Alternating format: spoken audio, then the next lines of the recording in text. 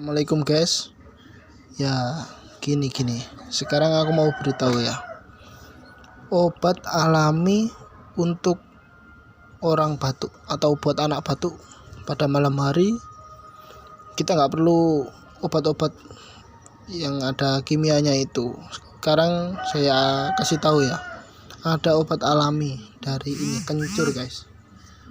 Kita nggak perlu banyak-banyak. Untuk ukuran gelas segini, kasih kencur sedikit aja, segini nanti cukup. Oke, kita kupas dulu ya.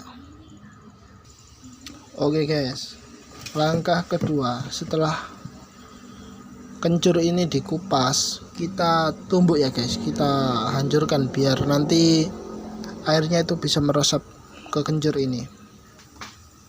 Oke, kita hancurkan seperti ini ya guys.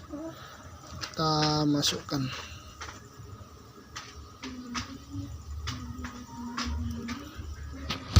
Dan kita kasih gula 1 sendok aja ya guys.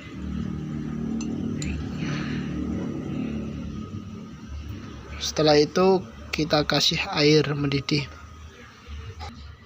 Oke, kita tuang air ya. Setelah itu kita aduk-aduk guys. Oke, minuman kencur sudah siap untuk dihidangkan guys. Jadi buat yang malam-malam tiba-tiba anaknya batuk, kasih ini aja, alami dan gampang cara buatnya. Oke, jangan lupa subscribe dan like. Oke guys, assalamualaikum.